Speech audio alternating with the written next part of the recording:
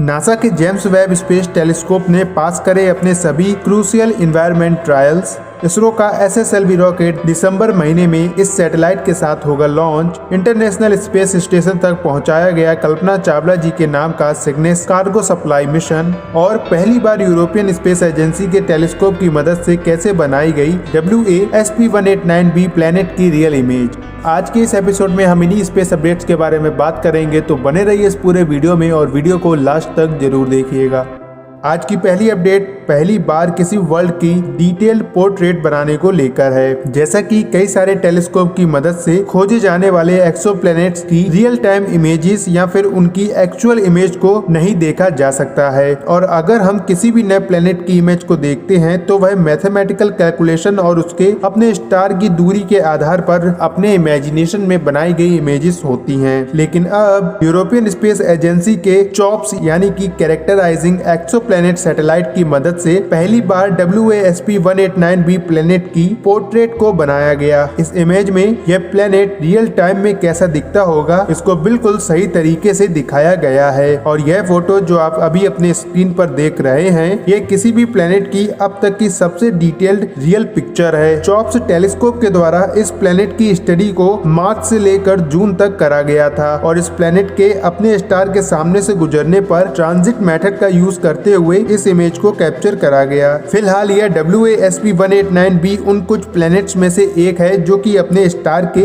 सबसे ज्यादा करीब से ऑर्बिटिंग करते हैं, और यह प्लैनेट अपने स्टार के एक ऑर्बिट को मात्र 2.7 अर्थ डेज में पूरा कर लेता है, जिसकी वजह से इसका टेम्परेचर 5800 डिग्री फ़ारेनहाइट यानी कि लगभग 3200 डिग्री सेल्सियस का है। इस प्लैनेट का टेम्परेचर इतना ज्यादा है कि यह आयरन को भी गैस बना सकता है, और इस प्लैनेट का साइज जुपिटर के साइज से भी 1.6 टाइम्स ज्यादा है। और अगर ऐसी अपडेट आती है कि यूरोपियन स्पेस एजेंसी के इस टेलीस्कोप की मदद से अलग अलग एक्सोप्लैनेट्स की इमेजेस को कैप्चर करा गया है, तो उन सब की अपडेट्स आपको इसी चैनल पर मिलती रहेंगी। और हिंदी स्पेस अपडेट चैनल पर हमने अपनी एक नई सीरीज को भी स्टार्ट करा है, जिनमें हम कई सारे अलग अलग टेलीस्कोप्स की मदद से ढूंढे जाने वाले एक्सोप्लैनेट्स के बारे में डिटेल वीडियोस बनाते हैं। आप चाहें तो उसको आई बटन पर क्लिक करके देख सकते हैं।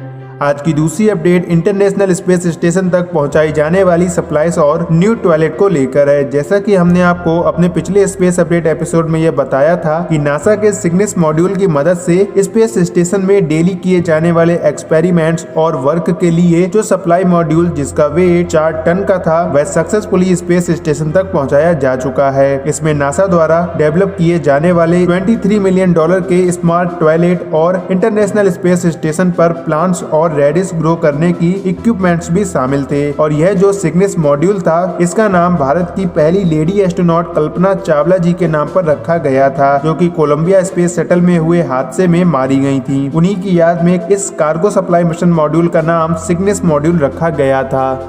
आज की तीसरी अपडेट इसरो के SSLV रॉकेट की लॉन्चिंग को लेकर है। इसरो द्वारा अपने SSLV रॉकेट का जो टेस्ट फरवरी से अप्रैल के बीच में किया जाना था, वह कोविड-19 के चलते डिले हो गया था। और केवल यह ही नहीं बल्कि इसरो द्वारा लॉन्च किए जाने वाले कई सारे सैटेलाइट्स में भी देरी का सामना करना पड़ा था, और अब तक ये लॉन्च भी नहीं किए जा सके हैं। लेकिन इसरो ऑफिशियल्स की तरफ से यह जानकारी दी गई है कि इसरो का स्मॉल सैटेलाइट लॉन्च व्हीकल यानी कि SSLV अब दिसंबर के महीने में अपनी पहली उड़ान भरेगा, और इसके लॉन्च की तैयारियां इसरो की तरफ से तैयार कर दी गई हैं। और SSLV रॉकेट के मेन कंपोनेंट्स की टेस्टिंग नवंबर महीने के स्टार्टिंग से शुरू कर दी जाएगी। और SSLV रॉकेट के लॉन्च के साथ इसमें भारत की एक 142 किलोग्राम की माइक्रोसैट सैटेलाइट को पेलोड के रूप में अर्थ के ऑर्बिट में प्लेस किया जाएगा। इस माइक्रोसैट सैटेलाइट को लो अर्थ ऑर्बिट में SSLV रॉकेट की मदद से प्लेस किया जाएगा। बाकी इसी के रिगार्डिंग दूसरी खबर इंडिया और फ्रांस के ज्वाइंट सैटेलाइट प्रोग्राम को लेकर है। इंडिया और फ्रांस द्वारा ज्वाइंटली डेवलप करी जाने वाली रिकॉनेसेंस सैटेलाइट्स को इसरो के रॉकेट की मदद से जियो ट्रांसफर ऑर्बिट में प्लेस किया जाएगा, और इन सैटेलाइट्स का कंट्रोल सेंटर भी इंडिया में बनाया जाएगा। और इन सैटेलाइट की मदद से इंडियन ओशन रीजन में चाइना की घुसपैठ पर बारीकी से नजर रखी जा सकेगी।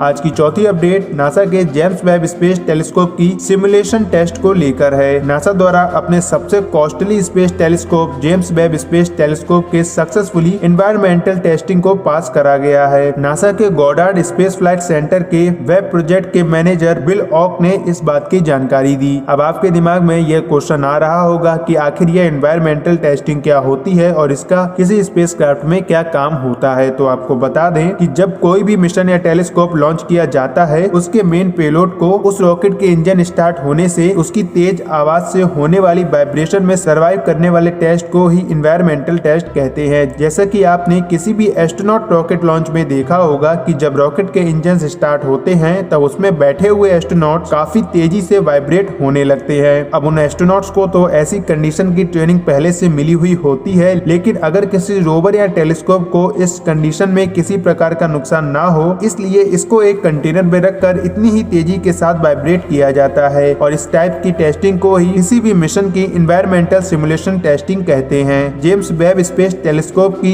इस टेस्टिंग के दौरान इसको जिस चैम्बर में रखा गया था उसको 140 डेसिबल्स की साउंड वेव से गुजारा गया, जो कि ओरिजिनल रॉकेट की साउंड वेव से 30 डेसिबल्स ज्यादा थी, क्योंकि ओरिजिनल रॉकेट की साउंड वेव 110 डेसिबल्स की रिकॉर्ड करी गई हैं। और इसमें इस टेलीस्कोप को किसी भी प्रकार का कोई नुकसान नहीं हुआ और नासा का यह $9.8 बिलियन का टेलीस्कोप अपने लॉन्च के लिए अब बिल्कुल ही तैयार है। बाकी हम इसके रिगार्डिंग एक डिटेल वीडियो पहले ही बना चुके हैं, आप चाहें तो उसको आई बटन पर जाकर या फिर डिस्क्रिप्शन में दिए गए लिंक पर जाकर देख सकते हैं। तो आज की इस वीडियो में बस इतना ही। अगर आपको यह वीडियो इन्फॉर्मेटिव लगी हो तो इस वीडियो को लाइक और शेयर करने के साथ साथ हिंदी स्पेस चैनल को सब्सक्राइब कीजिए ऐसे ही और वीडियोस को देखने के लिए। तो मिलते हैं अगले वीडियो में, तब तक के लिए जय हिंद जय भारत।